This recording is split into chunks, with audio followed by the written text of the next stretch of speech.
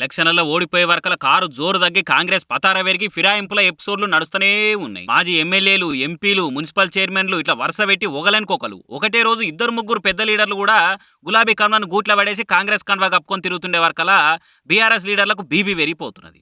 కేసీఆరే మా బాసు అని నోరు నొయ్యంగా చెప్పి ఇలా చేతిలో పవర్ లేకపోయే వరకల సే పార్టీతో చేయగలిపి మాకు చేయిస్తారా అని కారుకర్తలు కండ్ల మంటతోని కాకరొత్తులు మండిస్తున్నారు. ఇక ఇదే సందనుకొని అప్పట్లో కాంగ్రెస్ ఎమ్మెల్యేలను గుంజుకుంటున్న కారు పార్టీ మీద రేవంత్ మాట్లాడిన వీడియోని షేర్ చేస్తున్నారు. ఇప్పుడు హత్యలు, అత్యాచారాలు చేసిన వాళ్ళకి ఎంత కఠినమైన శిక్షలను రాజ్యాంగంలో పొందుపరిచిందో, ఇవాళ ఒక పార్టీలో ఎన్నికైన వాళ్ళు రాజీనామా చేయకుండా ఇంకొక పార్టీలో ఫిరాయిస్తే హత్యలు, అత్యాచారాలు చేసిన వాళ్ళకి ఎంత కఠినమైన శిక్షలు అమలు చేస్తున్నారో ఉరి తీసే విధానాన్ని ఈరోజు రాజ్యాంగంలో సవరణ తీసుకురావాల్సిన పరిస్థితులు ఉన్నాయి.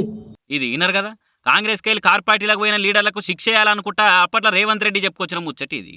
మరి అప్పుడు సాంప్రదాయిని శుద్ధ పూసిని అన్నట్టు ఇన్ని మాట్లాడి ఇప్పుడు పక్క పార్టీ ఎమ్మెల్యేలను, ఎంపీలను గుంజుకున్నాడు ఏంది సీఎం సారు? శిక్షలేయాలి అని స్పీచ్లు దంచిన మీకు, పార్టీలు మారిన లీడర్లకు ఇప్పుడు ఏ శిక్ష చేయాలనుకుంటా చేతుల్లో ఏంగా షేర్ చేయబట్టిరు ఈ వీడియోను. పవర్లను మనం చేస్తే పాయసము, అవతలోడు చేస్తే అసహ్యమా అని అనుకుంటా అరుచుకోబట్టిరు. మరి ఈ కామెంట్లో కాంగ్రెస్ లీడర్ ఎటువంటి కౌంటర్ ప్రిపేర్ చేస్తారో చూడాలి.